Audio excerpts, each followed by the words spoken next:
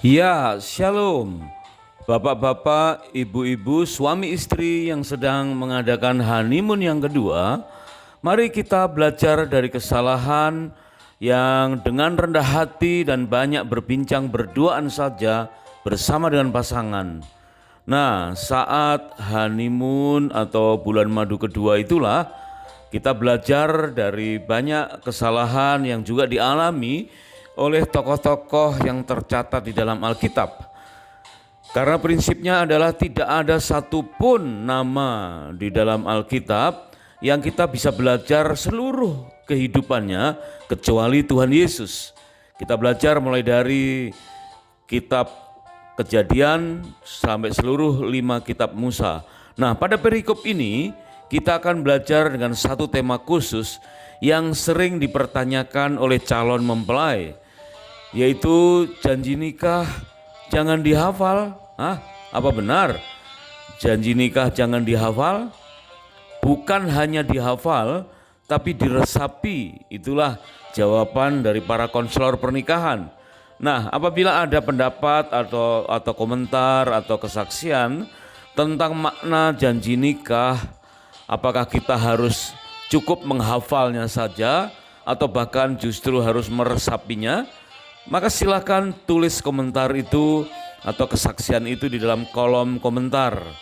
Nah, mari kita akan mulai pembahasan kita janji nikah jangan dihafal. Yuk kita mulai.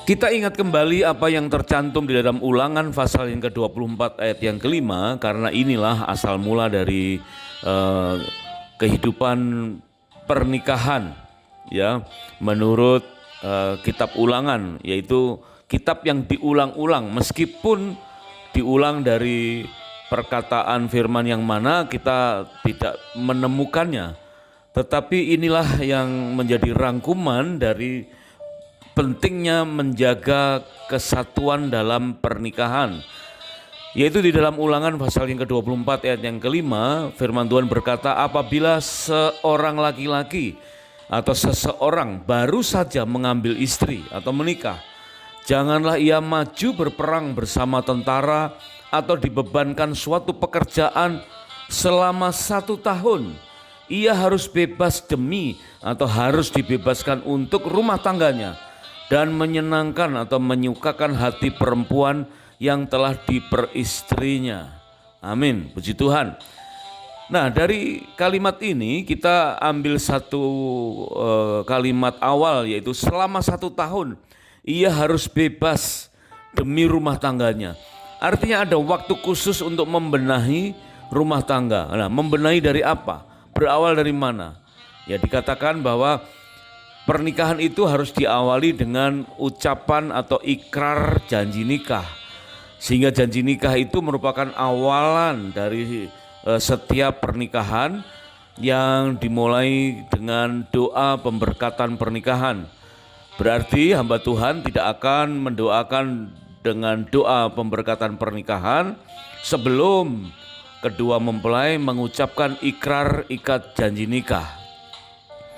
Berarti betapa pentingnya ikrar atau ikat janji nikah itu.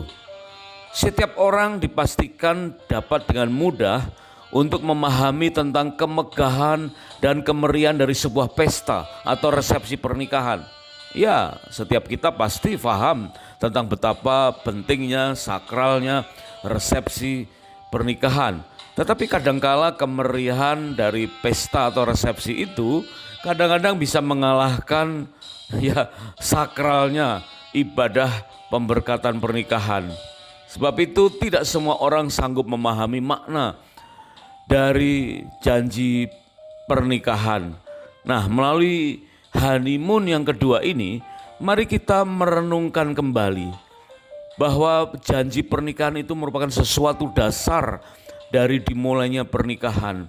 Sehingga jika dalam kitab Ulangan 24 ayat yang kelima tadi dikatakan selama 1 tahun ia harus dibebaskan dari urusan rumah tangganya. Itu artinya harus ada fokus membenahi fondasi dalam pernikahan itu bersama-sama antara suami dan istri. yaitu dengan menerapkan setiap janji nikah dalam kehidupan awal mula pernikahan. Ini sesuatu yang baru, karena setiap orang dibesarkan dengan kehidupan lajang dari masa bayi, anak-anak, remaja sampai dewasa, kadangkala tanpa memahami makna pernikahan. Otomatis seseorang lahir dari sebuah keluarga, lahir dari sebuah rumah tangga, tanpa diberi pengertian-pengertian tentang pentingnya bagaimana membangun sebuah rumah tangga atau membangun keluarga. Dan baru berpikir setelah akan menikah. Sebab itu Tuhan memprioritaskan waktu khusus setelah pernikahan itu untuk mulai membenahi fondasi-fondasi yang perlu dipasang, perlu dipraktekkan di dalam kehidupan berumah tangga yang baru. Selama 1 tahun lamanya seseorang harus dibebaskan untuk urusan rumah tangganya. Artinya apa? Tidak boleh ditugaskan hal-hal yang lain, hanya untuk membebaskan, hanya untuk bebas merangkai kembali, mulai merangkai fondasi pernikahan dengan membangun bangunan-bangunan di atasnya dengan lebih kuat. Sebab itu tidaklah heran jika sebagian besar dari kita sedikit rancu harus memutuskan untuk lebih fokus pada resepsi atau sekaligus dengan honeymoon, karena janji pernikahan sekedar diucapkan, fokusnya kepada resepsinya, sehingga tidak lagi memikirkan honeymoon. Padahal bangsa Ibrani sejak ribuan tahun yang lalu sudah mempunyai peraturan untuk menghormati dan menghargai seseorang yang baru saja menikah. Berarti memberi kesempatan untuk melakukan honeymoon. 1 tahun menunjukkan betapa berharganya masa setelah pernikahan itu. Pada zaman sekarang tentu bukan tentang berapa lama waktu atau durasi yang diperlukan untuk mengadakan honeymoon, tetapi apa makna di balik perjalanan berduaan tersebut. Bukan berapa lama, tetapi apa maknanya. Maka saatnya sekarang kita akan memperdalam pemahaman tentang makna pernikahan itu terlebih dahulu. Berikut mari kita bayangkan tentang susunan acara dalam sebuah ibadah pernikahan di sebuah gereja, Setelah kedua mempelai dan orang tua masing-masing menempati posisinya, maka acara pertama adalah doa pembukaan. Kemudian acara-acara berikutnya dan diakhiri dengan doa penutup. Nah, apakah sesungguhnya yang terjadi di situ? Pernikahan adalah rencana Tuhan yang terindah dalam hidup karena diawali dan diakhiri dengan doa.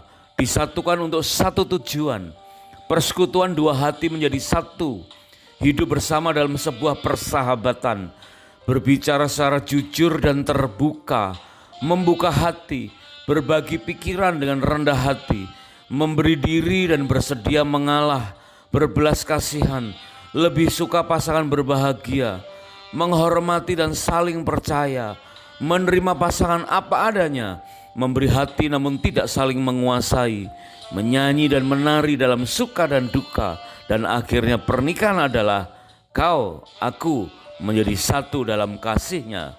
Kau dan aku adalah kita. Nah, dalam ibadah pemberkatan itu susunan acara udah jelas, biasanya kita pahami sebelum ibadah itu diselenggarakan.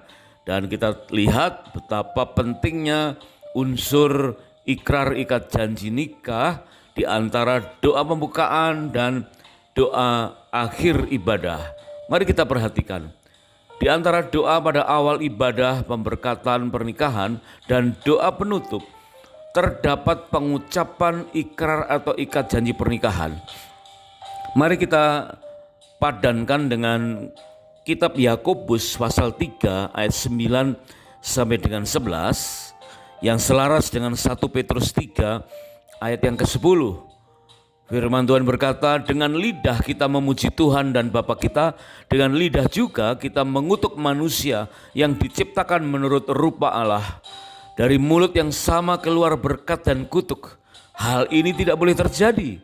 Apakah mata air atau sumber memancarkan air tawar dan air pahit dari lubang atau mata air yang sama, siapa yang mau mencintai hidup dan mau melihat hari-hari baik, ia harus menjaga lidahnya dari atau terhadap yang jahat, dan bibirnya dari atau terhadap ucapan-ucapan yang menipu.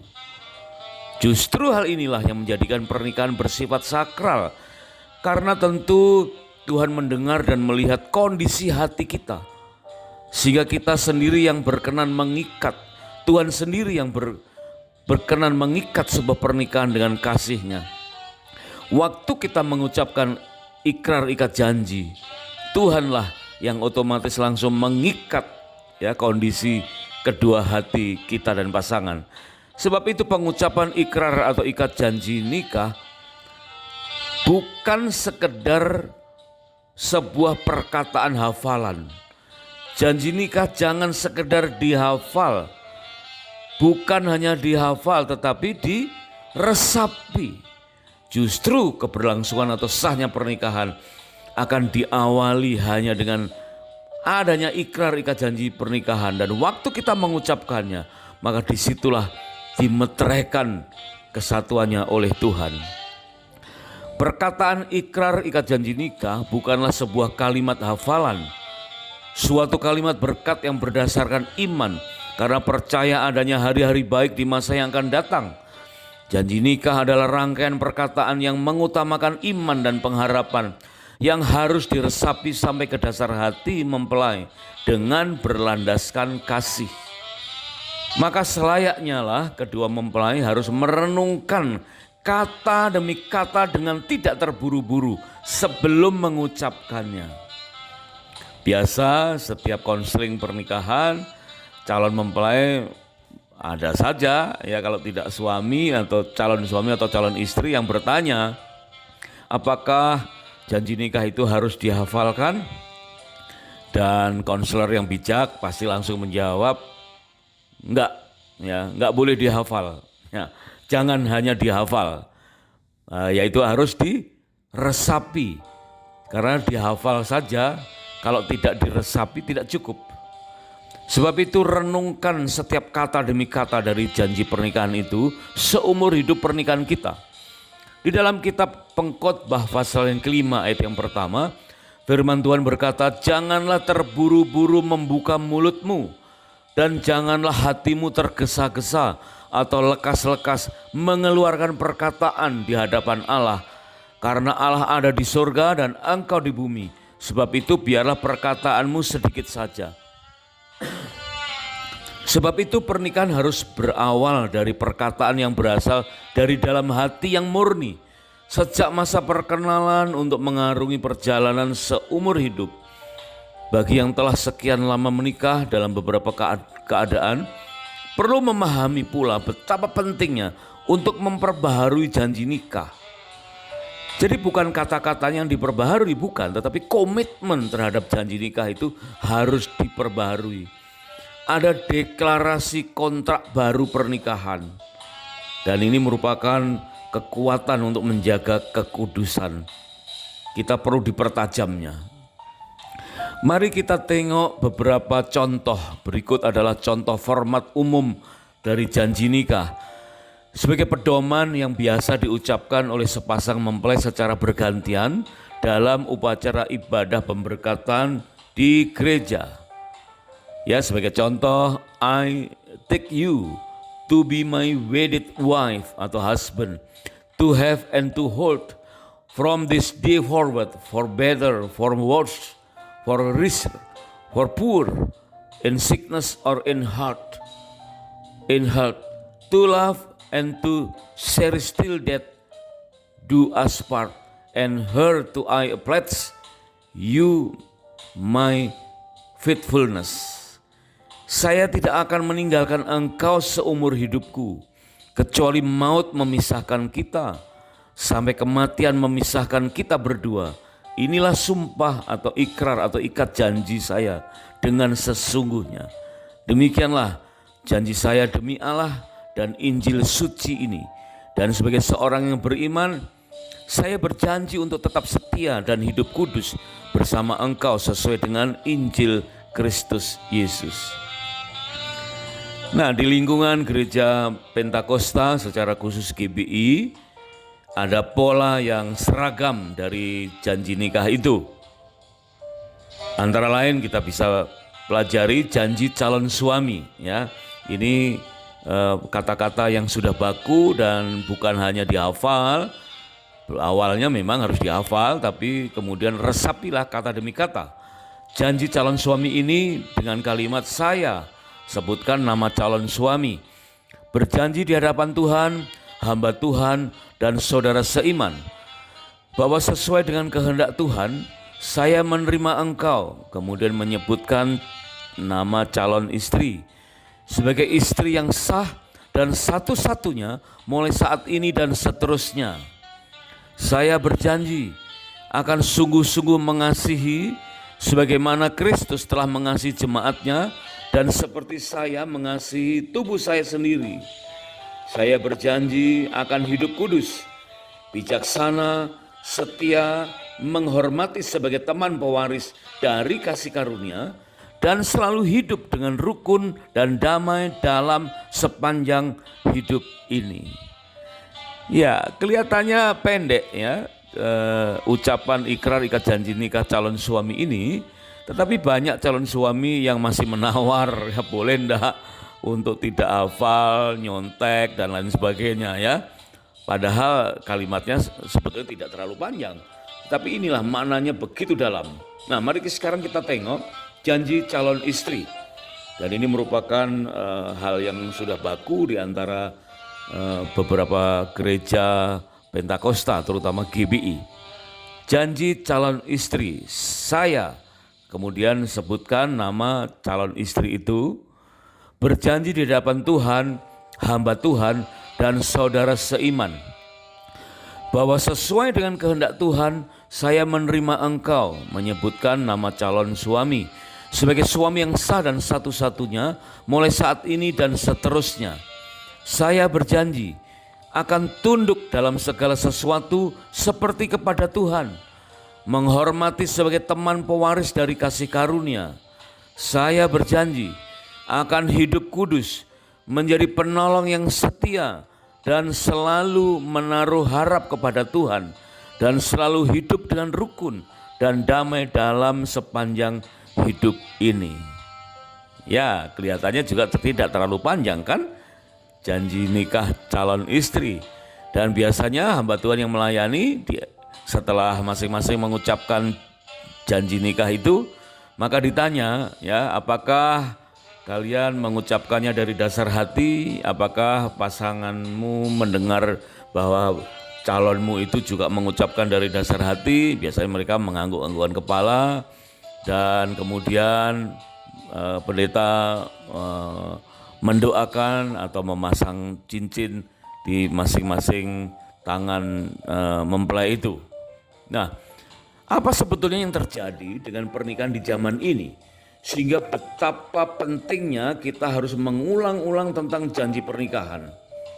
Profil kehidupan pernikahan atau rumah tangga di sebagian besar belahan dunia akan berubah, berkembang atau mencapai style maksimalnya dalam kurun waktu beberapa dekade yang akan datang.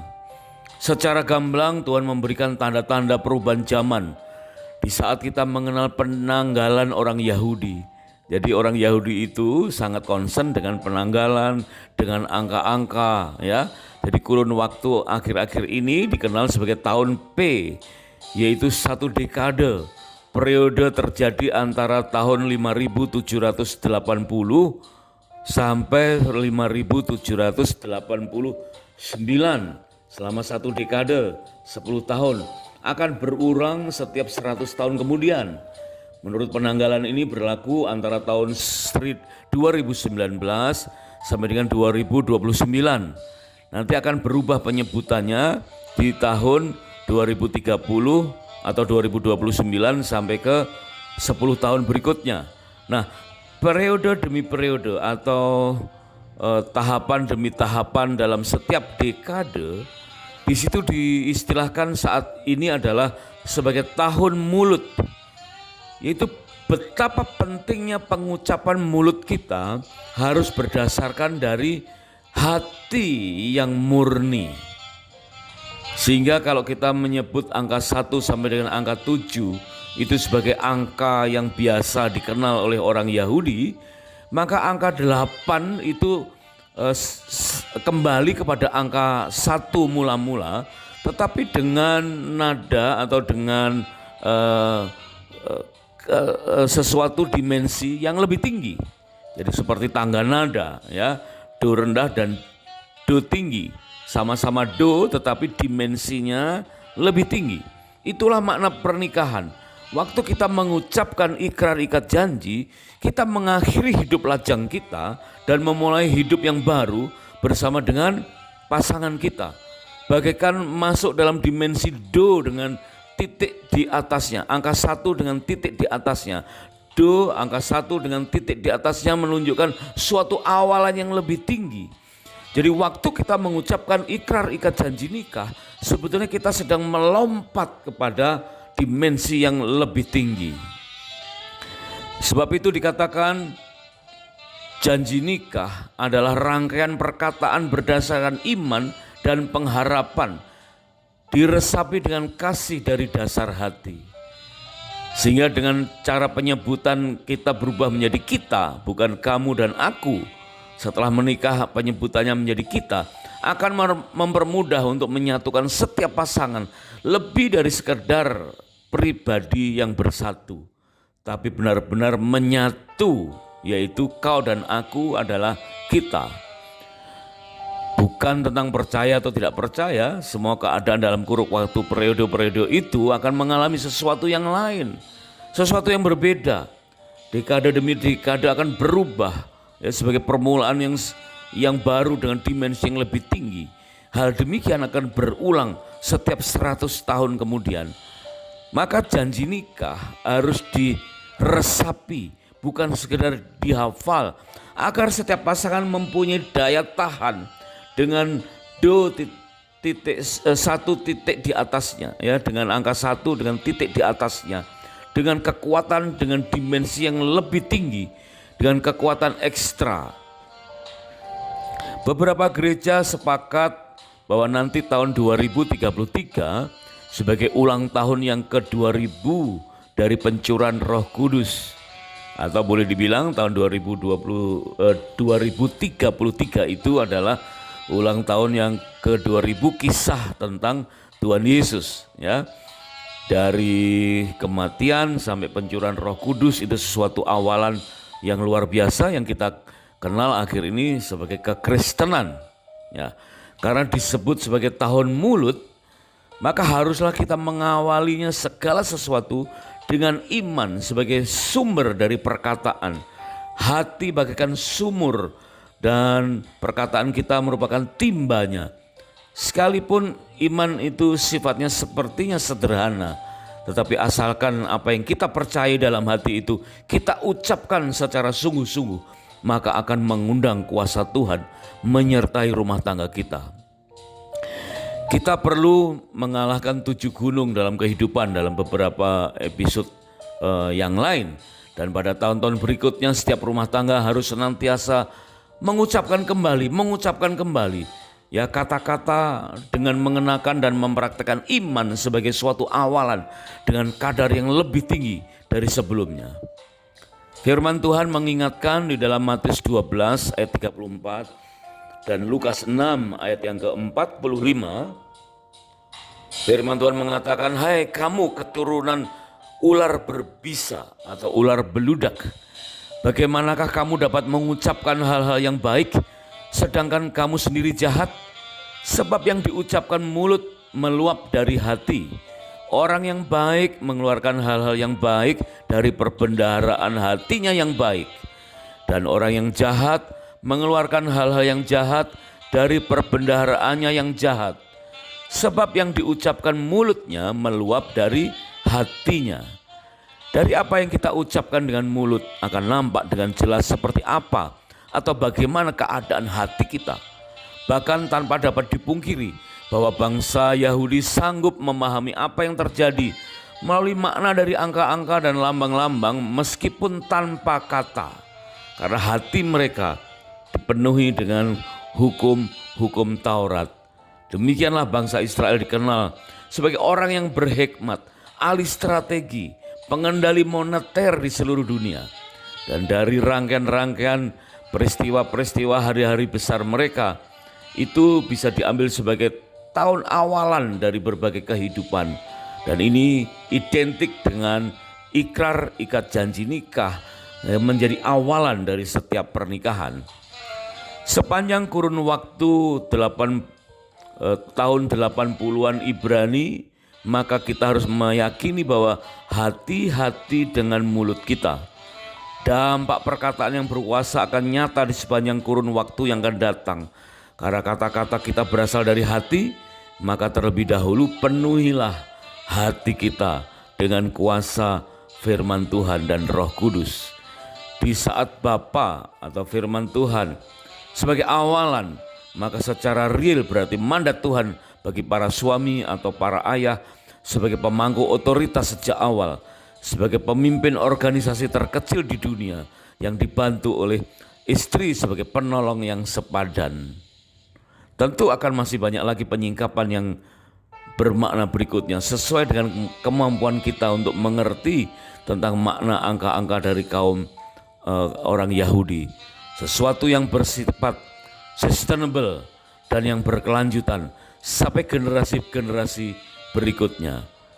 Maka Tuhan yang disebutkan sebanyak 50 kali dalam Kejadian pasal 1 dan pasal 2 dengan mengacu pada perbuatan penciptaan yang kemudian dinyatakan pada penjelmaannya, yaitu dalam pribadi Tuhan Yesus ketika mengubah air menjadi anggur di Kana dan melakukan begitu banyak mukjizat sampai tidak ada buku yang bisa menampung semua mukjizat itu kalau harus dituliskan. Dan itulah kisah-kisah yang akan mendasari kekuatan dari pernikahan kita. Kita akan dapatkan contoh-contoh sikap yang harus ditiru atau bahkan yang harus dihindari. Karena memang benar tidak ada satupun nama dari tokoh Alkitab yang seluruh hidupnya dapat kita teladani kecuali Tuhan Yesus dan segala firman dan pengajarannya. Janji nikah jangan dihafal, bukan hanya dihafal, tapi harus diresapi. Sehingga dari hati yang baru muncul perkataan yang baru, menunjukkan iman yang baru dan perbuatan-perbuatan iman yang baru yang penuh dengan kuasa. Kiranya Tuhan Yesus memberkati pernikahan kita dengan berlimpah-limpah. Selamat mengadakan bulan madu atau honeymoon yang kedua pada kesempatan berikutnya. God bless you.